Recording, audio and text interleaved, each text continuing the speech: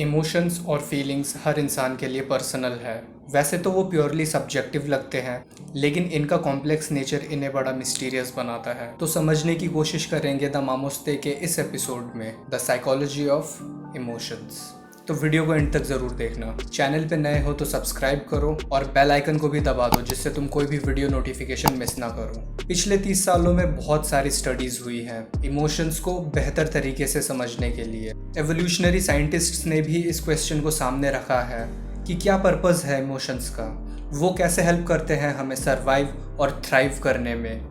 निको फ्राइडा अपने groundbreaking book the laws of emotion में इमोशंस के रूल और सब्सटेंस को एक्सप्लोर करता है।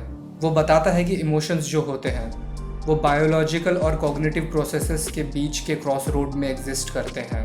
अब जैसे फियर, ये हो गया बायोलॉजिकली इनहेरेंट और ये हम बाकी एनिमल्स के साथ भी शेयर करते हैं। कुछ और इमोशंस अराइज होते हैं थॉट्स के रिस्पॉन्स में, तो वो क्लियरली कॉग्निशन बेस्ड होते हैं। कॉग्निशन वो प्रोसेस है जिससे माइंड में नॉलेज और अंडरस्टैंडिंग डेवलप होते हैं। कॉग्निशन बेस्ड फीलिंग्स जैसे कि रिसेंटमेंट या ह्यूमिलिएशन, इनको हमारे कल्चर और सोसाइटी शेप करते हैं। फ्राइडा के अकॉर्डिंग इमोशंस और फीलिंग्स में क्लियर डिफरेंस होता है। इमोशंस हमारे कंट्रोल में नहीं होते हैं, वो स्पॉन्टेनियसली अराइज होते हैं और फिजिकल सेंसेशन से हमें अलर्ट करते हैं अपने प्रेजेंस का। डर लगने पर हार्ट बीट का तेज हो जाना, या फॉर एग्जाम्पल हंसना। कभी सोचा है हंसी क्या है? वेल, ये एक फिजिकल एक्सप्रेशन है जहाँ पे फेशियल मसल्स सर्टेन वे में मूव करते हैं और हम एक एब्स्ट्रैक्ट आवाज निकालते हैं, और साथ ही में बहुत सारे बायोलॉजिकल प्रोसेस जो कि बॉडी में साइमल्टेनियसली हो ही रहे होते हैं। एक और एग्जांपल, जैसे गला चोक होने लगता है ओवरवेल्म्ड फील करने पर, तो ये कुछ बायोलॉजिकल रिस्पॉन्सेस हैं इमोशंस के जो कि इनेविटेबल होते हैं। तो इसी रीजन की वजह से इमोशंस जो होते हैं वो एसेंशियली अनकॉन्शियस प्रोसेस होते हैं, लेकिन फीलिंग्स जो होते हैं वो हमारे इंटरप्रिटेशंस होते हैं, जो भी इमोशंस हम एक्सपीरियंस करते हैं उनका। क्योंकि इसे हम इंटरप्रेट कर रहे होते हैं तो इसमें और कॉन्शियस एलिमेंट्स भी होते हैं। इमोशंस फील नहीं करे जाते हैं, वो एक्सपीरियंस किए जाते हैं, क्योंकि इमोशंस और फीलिंग्स दो अलग अलग चीज़ें हैं। जब हम कुछ फील करते हैं जिस पे हमारा कंट्रोल होता है, हम सडनली हाईजैक्ड नहीं हो जाते हैं फीलिंग्स से, जैसा कि इमोशंस के केस में होता है। हम कोई मूवी देखते हैं, पूरी मूवी पहले तो प्रोटैगनिस्ट के कैरेक्टर को डेवलप करती है, फिर उस कैरेक्टर की डेथ हो जाती है। हमारा रिस्पॉन्स यहाँ पे इमोशनल हो सकता है, कभी कभी रोते हैं।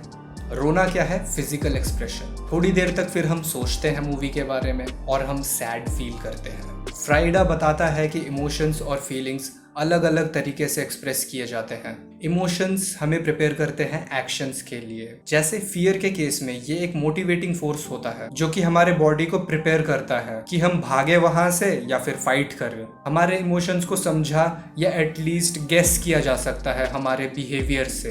फीलिंग्स जरूरी नहीं है कि कंसिस्टेंट हो हमारे बिहेवियर के साथ, क्योंकि हम अपने बिहेवियर को कंट्रोल कर सकते हैं इन अ वे कि फीलिंग्स छुप जाए, क्योंकि फीलिंग्स तो हमारे ही इंटरप्रिटेशंस है ना, हमारे इमोशंस का। फ्राइडा के according basic emotions opportunity provide करते हैं सेल्फ अवेयरनेस के लिए। वो एक बायोलॉजिकल प्रोसेस को अकम्पनी करते हैं जिससे हम उन्हें नोटिस करते हैं और अपनी फीलिंग्स के बारे में और अवेयर होते हैं। लेकिन बेसिक इमोशंस फ्राइडा के according anger, joy, shame, sadness और फियर ही है। दूसरे इमोशंस जैसे कि जेलेसी, गिल्ट, इनका सेम बायोलॉजिकल इम्पेरेटिव नहीं है। एक बहुत ही स्पेसिफिक सेट ऑफ लॉज जो इमोशंस को ऑपरेट करते हैं, इनको डिफाइन और डिस्क्राइब करने में हम देखते हैं कि ये इमर्ज होते हैं, फिर चेंज होते हैं और चले जाते हैं एक प्रेडिक्टेबल वे में। रीजन उन्हें इंटरप्रेट करता है जस्ट लाइक किसी स्केल की तरह, हमारे मेंटल वेलबींग को इंश्योर करने के लिए। हमारा इमोशनल सेल्फ और रीजनेबल सेल्फ कंपार्टमेंटलाइज नहीं है।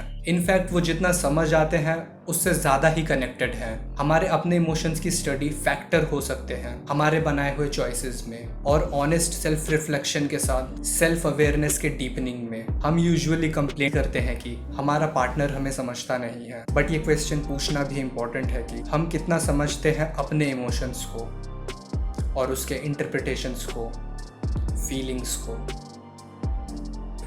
See you in another video.